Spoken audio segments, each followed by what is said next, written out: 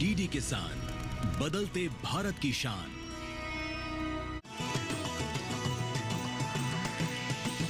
DD किसान, बदलते भारत की शान।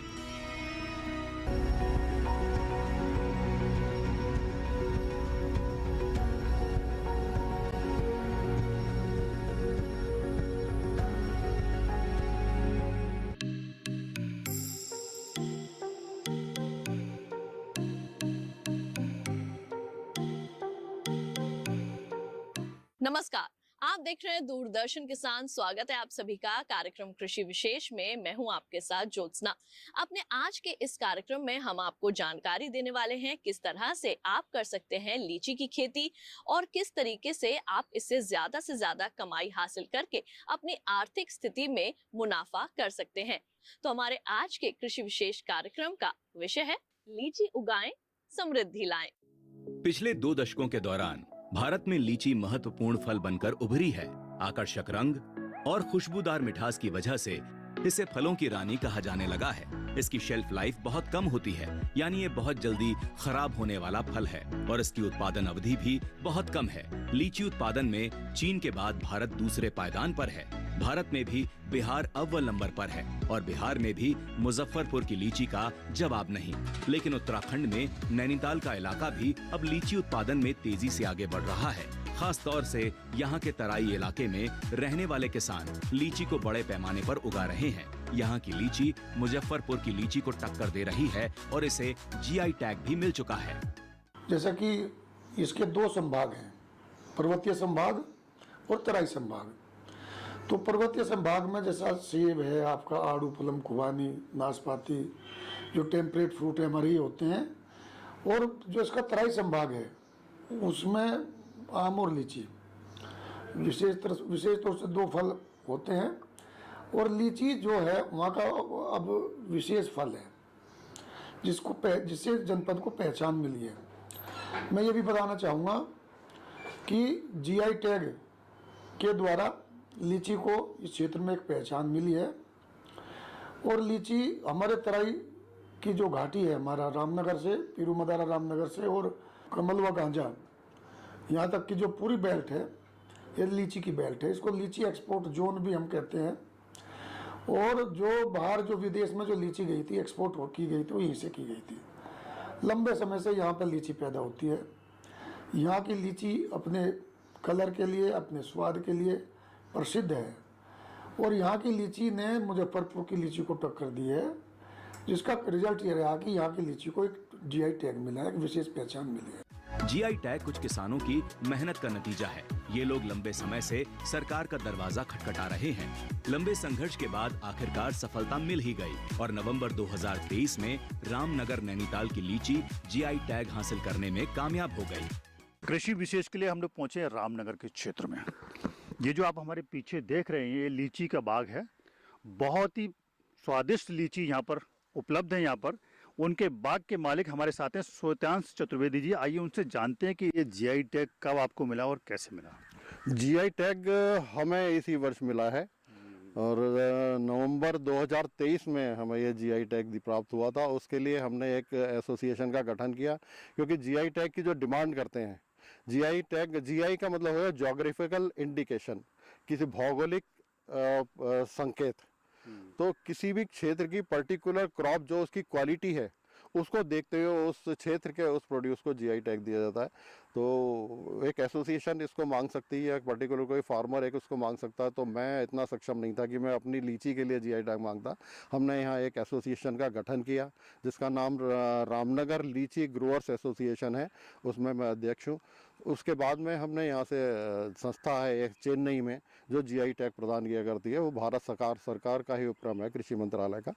तो हमने वहाँ डाला, हमारी पेशियाँ होती रही, हमारी डेट्स पड़ती रही, हमसे बार बार बुला के पूछा जाता था कि भाई आपके लीची में ऐसी क्या खासियत है जो आपको जीआई टैग दिया जाए। तो हम बार बार, जैसे एक वकील कोर्ट में जाके सफाई पेश करता है, अपने क्लाइंट के लिए लड़ता है, हम लीची के लिए वैसे जाके उनके सामने लड़ा करते थे। और आखिर में मैंने लगभग यहाँ से 287 लीची के फोटोग्राफ्स कि कब से फूल आना शुरू होता है, कब इसमें स्प्राउट होती है, कब कौन सा फूल आता है, इसमें नर फूल आता है, मादा फूल आता है, वहाँ के फोटोग्राफ से लेके और उसके आर्टिकल लिख के और फिर छोटी लीची से लेके और मंडी तक पहुंचाने तक के सारे फोटोग्राफ्स मैंने बेचे, पूरा आर्टिकल पूरा उसमें लिख के इनको भेजा। वो उनको समझ में आया, हाँ भाई है कुछ इसमें जान है लीची में, रामनगर की लीची में। फिर उनको स्वाद भी कराया, स्वादिष्ट कराया गया, तो उस बात से वो कन्विंस होकर उन्होंने यहाँ की लीची को जीआई टैग दिया।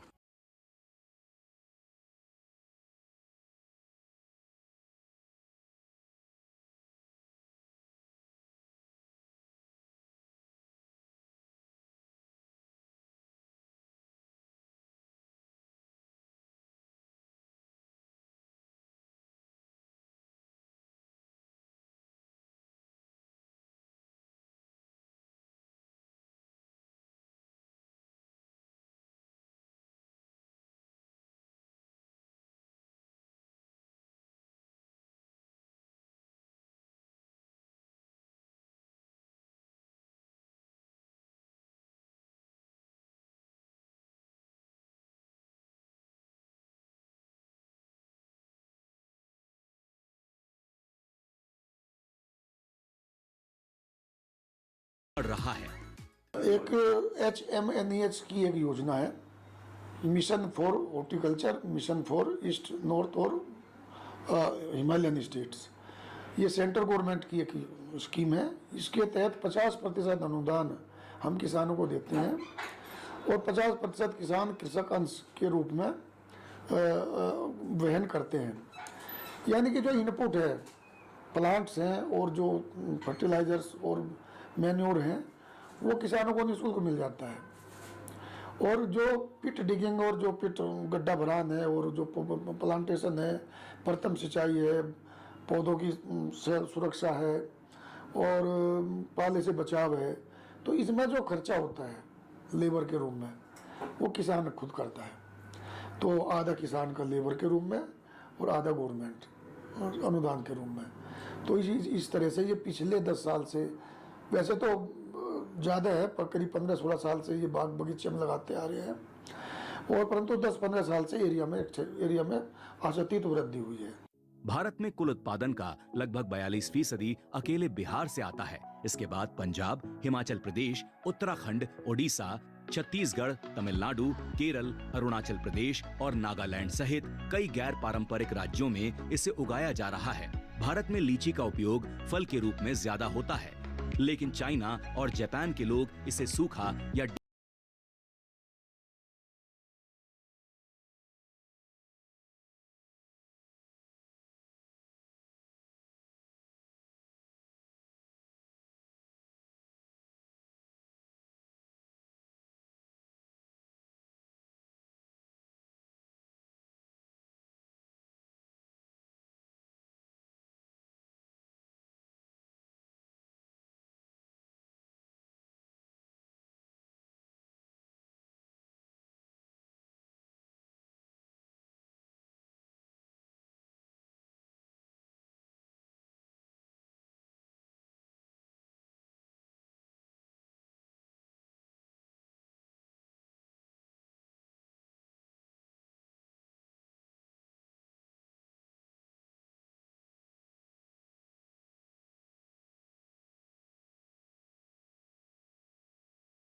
तो इसमें एक तो फल फटता है लीची का, 2 तरीके से फल फटता है। एक तो तलवार की धार जैसा, और एक जैसा पूरा उसका पेट बाहर आ जाता है। तो ये दोनों डिफिशियंसी है।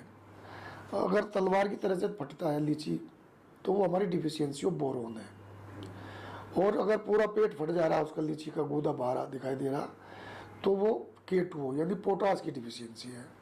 फार्मर्स को हम लगातार सलाह देते हैं और लगभग हमने 90% इसको कंट्रोल कर लिया है। इसके अलावा एक फ्रूट फ्लाई आती है, वो अंडा रखती है उसको, जहाँ पे वो लीची जुड़ी होती है डंठल से, वहाँ पे वो अंडा रखती है, उसमें से एक लार्वा निकलता है और वो उसको तेज़ी से खाते हैं और वो नुकसान पहुँचाता है, मार्केट वैल्यू कम हो जाती है। उसके लिए भी हम फार्मर्स को लगातार अवेयरनेस हम करते हैं, दवाइयों का स्प्रे करवा देते हैं और दवाई भी हम वही डलवाते हैं फार्मर्स के यहाँ जिसकी अल्प अवधि हो। ऐसा नहीं कि हमने भाई उसका असर 15 दिन से ये 35 दिन है, हम वही 10-15 दिन का असर में जो दवाई हमारी न्यूट्रल हो जाती है, ऐसी दवाई की हम एडवाइस करते हैं। और पिछले साल हमने किया है, इस साल हमारे यहाँ कंट्रोल है ये। अप्रैल और मई के जो महीने हैं साल के सबसे गर्म महीने होते हैं, और इस साल तो वैसे भी धूप में बहुत ज़्यादा गर्मी, बहुत ज़्यादा तेज़ी थी क्योंकि क्लियर स्काई बारिशें हुई नहीं है। तो जैसे हम जाते हैं धूप के अंदर अगर हम निकलते हैं तो हम सनस्क्रीन लोशन लगा के जाते हैं ताकि हमारे स्किन के ऊपर सन बर्निंग ना हो जाए, लेकिन लीची के पास कोई सनस्क्रीन लोशन नहीं है। तो ये जो स्पॉट आप देख रहे हैं ये सूरज की रोशनी से जला हुआ स्पॉट है, इसमें डायरेक्ट सनलाइट आई है। और ये होता है कि स्पॉट से आने के बाद में इसकी जो अब ये वाला फ्रूट देखिए, ये वाले फ्रूट के ऊपर ये सन बर्निंग का स्पॉट है और यहाँ से ये स्किन इसकी जो है ये डेड हो गई है। यहाँ पे डेड होने के बाद में अब हम नीचे से पानी दे रहे हैं, अंदर को जो इसका गूदा है, जो पल्प है, वो बाहर बड़ा होने के लिए, मोटा होने के लिए जोर मार रहा है, लेकिन डेड स्किन जो है वहाँ से उसको फलने नहीं दे रही, वो तो मर चुकी है। तो जैसे गूदे ने बाहर से जोर मारा और स्किन फुली नहीं, तो यहाँ से ये अपना क्रैक हो गया। Litchi carbohydrate, vitamin B complex, potassium, calcium, magnesium, phosphorus और आयरन जैसे खनिज लवण पाए जाते हैं। इसमें घुलनशील रेशा भी काफी मात्रा में होता है। ये प्रतिरोधक क्षमता बढ़ाने, वजन कम करने, पाचन शक्ति बढ़ाने, त्वचा को सुंदर बनाने और मानसिक तनाव को दूर करने में काम आती है। बढ़ती मांग के पीछे स्वाद तो है ही, इन गुणों का भी योगदान है। भारत में जितनी भी लीची उगती है उसका करीब 70% ताजे फल के रूप में उपयोग होता है, बाकी 30% प्रसंस्करण में काम आती है। प्रसंस्करण के जरिए जैम, जेली, जूस और स्क्वॉश जैसे उत्पाद बनाए जा सकते हैं। इसके अलावा इसे सुखाकर भी खाते हैं। नवीन जोशी प्रगतिशील किसान है। मूल्यवर्धन के लिए उन्होंने एक FPO बनाया है। जैसा कि आपको पता है कि कोटाबाग और नैनीताल और रामनगर क्षेत्र में लीची बहुत आयत से होती है और भी फल होते हैं, तो मैं इनसे जानता हूँ किस प्रकार से गतिविधियाँ इनकी चल रही हैं, क्या क्या इन्होंने बनाया। जोशी जी बताइए। तो हम प्रोड्यूस भी करते हैं, कुछ वैल्यू एडिशन करते हैं, कुछ हमारे अचार, जूस, मुरब्बा, इस टाइप की चीज़ें बना के हम मार्केट में बेचते हैं। नाबार्ड हमें जगह जगह मेलों में भी भेजता है। हम अपनी तरफ से भी ई-कॉमर्स वेबसाइट और इस तरीके से भी लोकल वेंडरों से, यहाँ के होटल रिजॉर्टों से, लोकल जो आते हैं यहाँ पर पर्यटक घूमने, उनको अपना सामान बेचते हैं। जल्द खराब होने से बचाने के लिए लीची को फ्रीज करके रखा जा सकता है। अगर आप सही से इसकी खेती करेंगे तो कम समय में ही दूसरी फसलों की तुलना में ज्यादा कमाई कर सकेंगे। लीची उपोष्ण कटिबंधीय फल है। नम उपोष्ण कटिबंधीय जलवायु में ये सबसे अच्छा पनपता है। ये आमतौर पर कम ऊंचाई पर उगना पसंद करता है और इसे 800 मीटर की ऊंचाई तक उगाया जा सकता है। कार्बनिक पदार्थों से भरपूर दोमट मिट्टी इसकी बागवानी के लिए सबसे उपयुक्त है। ऐसी मिट्टी जिसका pH मान 5 से 7 के बीच हो। लीची की पौध गूटी बनाकर तैयार की जाती है। कृषि विशेष के लिए हम लोग पहुंचे उत्तराखंड के काशीपुर में। काशीपुर और रामनगर जो है ना, बहुत बड़ा क्षेत्र है जहाँ पर लीची का उत्पादन होता है। लीची का ये बहुत अच्छी लीची का प्रोडक्शन का एरिया माना जाता है। ये हमारे साथ कृषि विज्ञान केंद्र के हॉर्टिकल्चर के साइंटिस्ट हैं अनिल चंद्रा जी। आइए उनसे जानते हैं कि किस प्रकार से गतिविधियाँ यहाँ पर चल रही हैं और किस प्रकार से लीची का उत्पादन बढ़ाने के लिए क्या क्या प्रयास हो रहे हैं। सर बताइए। लीची जो है इसको यहाँ पे इसका क्षेत्रफल लगातार बढ़ रहा है क्योंकि लीची के लिए कैल्केरियस सॉइल बहुत अच्छी होती है, कैल्शियम जिसमें सॉइल भी ज़्यादा हो, तो उस तरह की सॉइल जो होती है बेस्ट मानी जाती हैं, जैसे मुजफ्फरपुर में है, बिहार में। तो इसी तरह का कुछ कुछ क्लाइमेट, माइक्रो क्लाइमेट भी इस तरह का है जो लीची के लिए, बागवानी के लिए जो है बहुत उत्तम है। अभी लीची के क्षेत्रफल को देखते हुए यहाँ पे अभी हम किसानों ने और यहाँ के वैज्ञानिक लोग भी बोलते हैं कि इसको लीची एक्सपोर्ट जोन में रामनगर को, और ये जो अपना काशीपुर का इलाका है उधम सिंह नगर में, ये बाजपुर का, काशीपुर का, इसको लीची एक्सपोर्ट जोन के लिए भी अभी कोशिश चल रही है कि इसको लीची का एक्सपोर्ट जोन बनाया जाए। तो विशेषकर लीची में जो इसके पौधे तैयार करते हैं, इसको गूठी जो होती है, गूठी जैसे आप देख रहे हैं अनार में जैसे गूठी बंधी हुई है, ये ऐसे ही गूठी से तैयार किए जाते हैं। और इसको जो अब मार्च अप्रैल से शुरू करते हैं और मई जून तक चलता रहता है, इसका गुठी बांधने का काम चलता रहता है। और जब इसमें एक 35 से 40 दिन बाद इसमें जड़ें आ जाती हैं, जैसे आप गुठी देख रहे होंगे, उसमें जड़ें आ जाती हैं, तो उसको काट के उसको फिर लिफाफे में ट्रांसप्लांट कर दिया जाता है, या ज़मीन में जहाँ पे अपने नेक्स्ट ईयर के लिए प्लांट दे रहे हैं वहाँ पे तैयार करके रख दिया जाता है। तो इस तरह से लीची के पौधे तैयार करते हैं। लीची की जो प्रमुख फसल यहाँ पे जो किस्में हैं जो चल रही है, रोज सेंटेड चल रही है, कलकतिया है, आपका बेदाना है, तो बहुत सारी अच्छी अच्छी प्रजातियाँ भी लीची की आ रही हैं।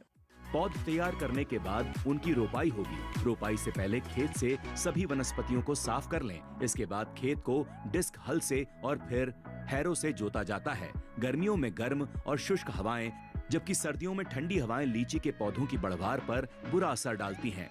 इसलिए लीची के बाग की सीमा पर एक उपयुक्त पवन अवरोध लगाया जाना चाहिए। लीची के पौधों को सही आकार देने के लिए एक निश्चित मात्रा में छटाई की जरूरत पड़ती है। अगर वनस्पति की बढ़वार बहुत अधिक है तो जड़ और टहनियां दोनों की छटाई करनी होगी। उत्तराखंड में कई किसान लीची की उन्नत बागवानी कर रहे हैं।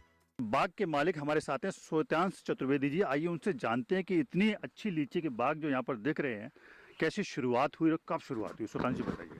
देखिए, लीची की शुरुआत हमारे क्षेत्र में, मैंने जब यहाँ पे आना शुरू किया था फार्म में ग्रेजुएशन करने के बाद में, जब यहाँ पे एग्रीकल्चर की खेती होती थी, बट मेरा सारा जो रुझान था वो लीची की तरफ था, क्योंकि हम ऐसे क्षेत्र में हैं, रामनगर के क्षेत्र में, जब हम लीची पैदा कर सकते हैं। और लीची एक महंगा फल है, तो 100 से 150 रुपये किलो प्रति केजी बिक जाता है। तो हम अगर कंपेयर करें किसी एग्रीकल्चर क्रॉप से और हॉर्टिकल्चर क्रॉप को, लीची के बाग को, तो हमारी जो आय है वो कहीं गुना ज़्यादा हो जाती है। एक लीची के बाग से हम लगभग 1 से 1.5 लाख रुपए प्रति एकड़ का मुनाफा हम कमा सकते हैं।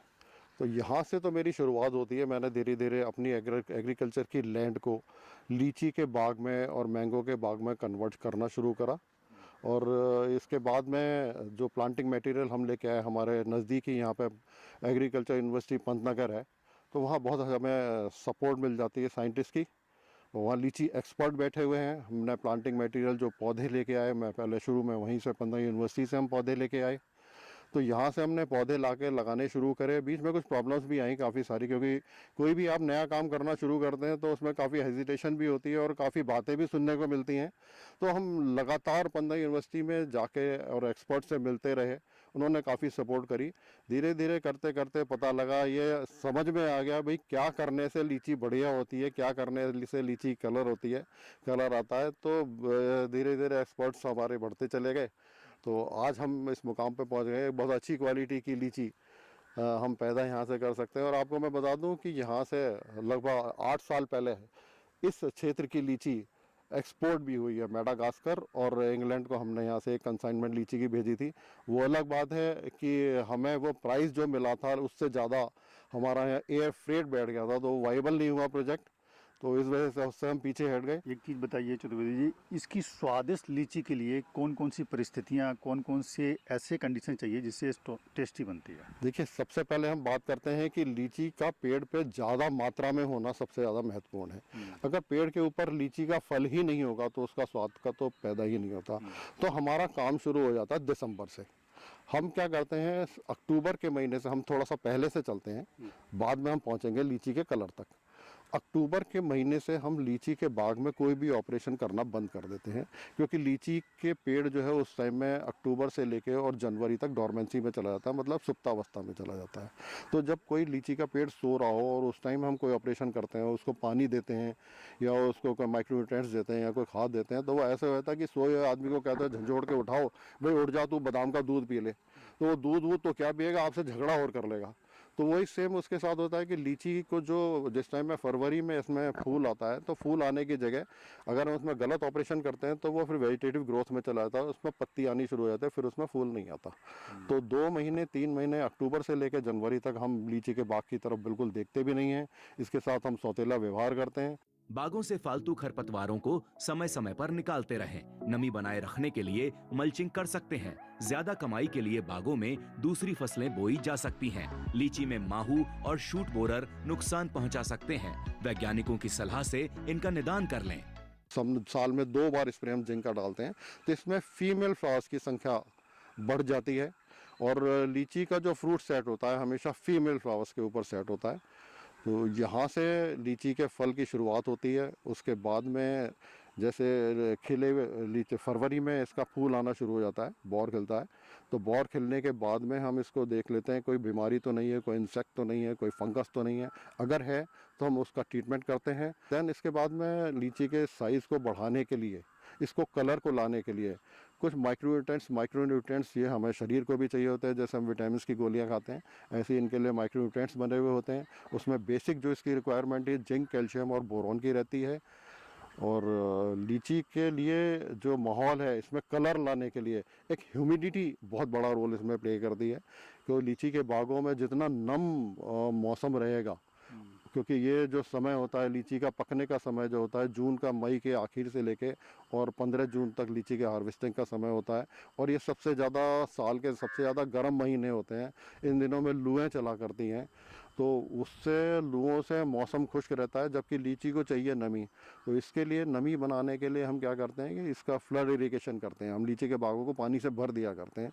तो लू भी जो चलती है तो उस पानी के साथ में पानी एवेपोरेट होकर और बागों के अंदर नमी को मेंटेन करके रखता है।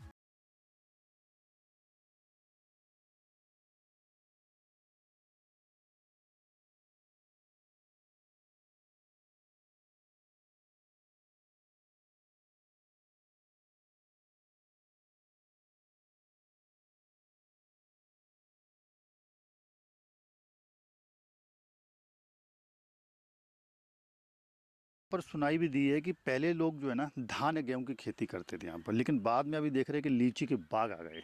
जो चेंज ओवर कैसे आया और इसकी शुरुआत कब हुई होगी लगभग? देखिए, पहले हमारे यहाँ पूरी बेल्ट में गन्ना होता था। गन्ना ख़त्म हुआ क्योंकि शुगर फैक्ट्री बंद हो गई।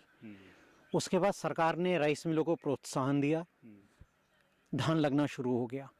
लेकिन धान में आपको मेहनत करनी पड़ती है, वाटर लेवल भी नीचे जा रहा है, पेस्टिसाइड का बहुत धान में इस्तेमाल होता है। जब आप आम और लीची लगाते हैं तो इन दोनों चीज़ों से आपको मुक्ति मिल जाती है। सीजनल काम है, धान और गेहूं से कम मेहनत है और आपको आमदनी भी ज़्यादा है।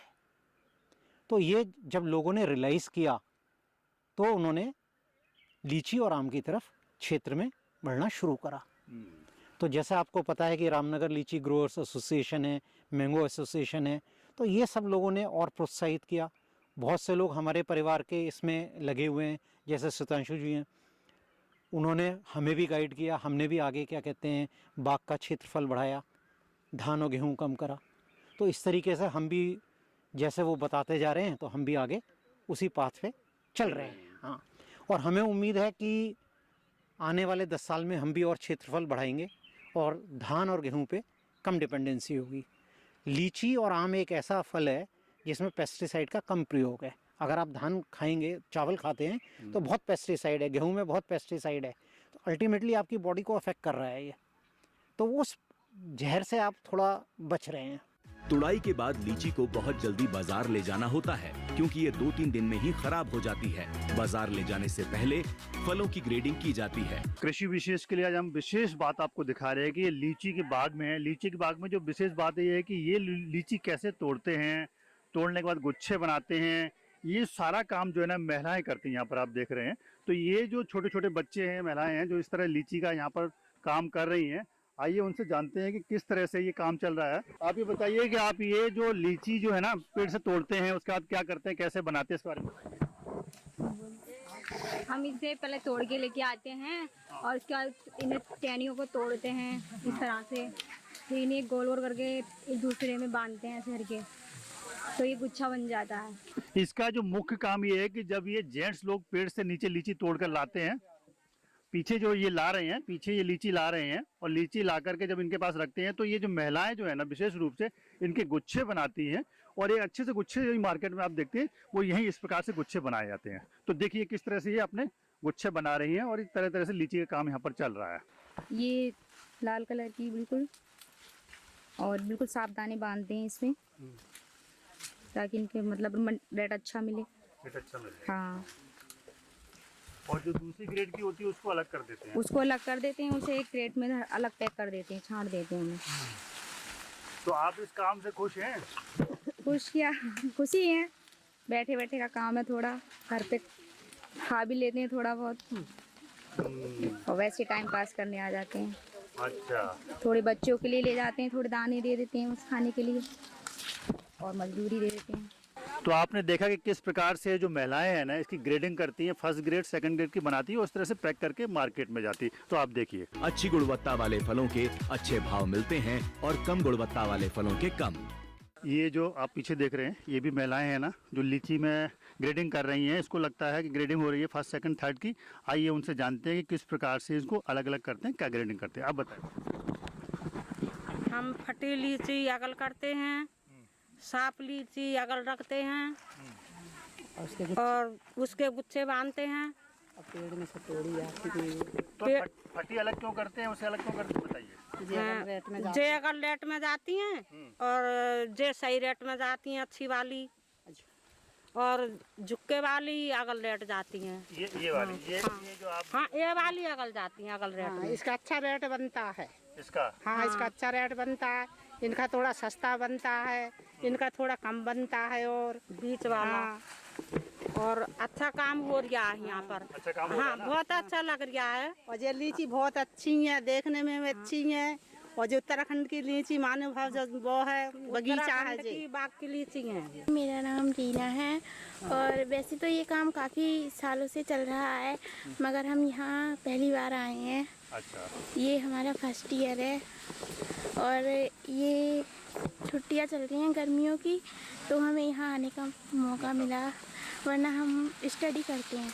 देखिए कितनी अच्छी बात है कि जो बच्चे पढ़ाई भी करते हैं लेकिन रोजगार का अगर अवसर मिलता है तो रोजगार से लाभ प्राप्त भी करते हैं, थोड़ा रोजगार से उनको आमदनी भी हो जाती है ना, बहुत अच्छी बात है। और देखिए कितनी युवा भी हमारे साथ हैं, कुछ बच्चियां भी हैं और बुजुर्ग महिलाएं भी हैं, उनको पूरा रोजगार मिल रहा है। तो ये अब बाग में एक दो बातें विशेष रूप से निकल के आ रही हैं कि इनको अच्छे रोजगार मिल रहे हैं और इनको सही टाइम पे इनको धनराशि भी मिल जाती है, ऐसा उन्होंने बताया।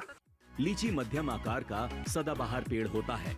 अलग अलग मौसमों में अलग अलग फसलें उगाकर आप ज्यादा आमदनी हासिल कर सकते हैं। खरीफ और जायद के दौरान कद्दू, खीरा और तोरी लगा सकते हैं। मूंग, लोबिया, सनई और ढेंचा भी बोया जा सकता है। जबकि रबी के दौरान मूली, चुकंदर, शलजम, फूल गोभी, मटर, चना, हल्दी और सेम लगाई जा सकती है। लीची का अच्छा उत्पादन हमारे किसान हासिल कर पाएं, इसके लिए प्रशिक्षण का भी इंतजाम किया गया है, खास तौर से उत्तराखंड के काशीपुर कृषि विज्ञान केंद्र में। तो किस तरीके से आप लीची के संबंध में प्रशिक्षण हासिल कर सकते हैं और कैसे उससे लाभान्वित हो सकते हैं, तमाम जानकारियां हासिल करते हैं इस खास रिपोर्ट में।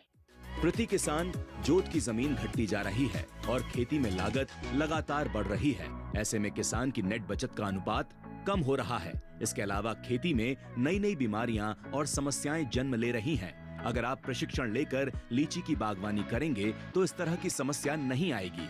कृषि विज्ञान केंद्र काशीपुर इसी तरह का प्रशिक्षण किसानों को करा रहा है। किसानों को यहाँ पे हम ट्रेनिंग भी दे रहे हैं इसके विषय में। जैसे अभी हमारी अभी 30 दिन की ट्रेनिंग संपन्न हुई है, स्किल ट्रेनिंग। इसमें हमने बागवानी के ऊपर जो है 40 बच्चों को भी ट्रेनिंग दी है। उसका आज असेसमेंट एग्जाम भी था। इस विषय पे हम लगातार किसानों की समस्या को जागरूक करते हैं। बदलते वक्त के साथ साथ खेती के तौर तरीके भी बदल रहे हैं। आज नई तकनीक का जमाना है। प्रशिक्षण के दौरान किसानों को खेती और बागवानी की आधुनिक विधियों से भी रूबरू कराया जाता है। मनीष जोशी युवा किसान हैं। इनके पास भी लीची का बाग है। इससे पता चलता है कि युवाओं को भी लीची की बागवानी में अच्छा भविष्य दिखाई दे रहा है। में जो लीची है, जैसे एक तो मुजफ्फरनगर की लीची जो होती है, मुजफ्फरपुर की जो लीची होती है वो बड़ी लाल होती है। इसमें थोड़ा सा दिख रहा है पीला पीला है, वो कलर डाला जाता है इसमें। कारण ये है कि हम लोग कलर यूज नहीं करते हैं इसमें कलर पड़ता है तो तुड़ाई के 1 हफ्ते पहले कलर पड़ता है, इससे कि सारी लीची लाल हो जाती है। जैसे कि नीचे का अगर कोई हरा दाना है वो खट्टा भी है तो वो लाल हो जाएगी। लीची के पौधों में फूल आने का समय जनवरी फरवरी है, जबकि मई जून में इसके फल पककर तैयार हो जाते हैं। शुरुआती वर्षों में उपज कम मिलती है, लेकिन जैसे जैसे पौधों का आकार बढ़ता जाता है उपज में भी बढ़ोतरी होती जाती है। फलों की बागवानी की खूबसूरती ये है कि एक बार लगने के बाद कई दशकों तक कमाई की जा सकती है। तो हमारे आज के कृषि विशेष कार्यक्रम के इस अंक में बस इतना ही। मुझे दीजिए इजाजत। आप देखते रहिए दूरदर्शन किसान और रखिए अपना ख्याल। नमस्कार।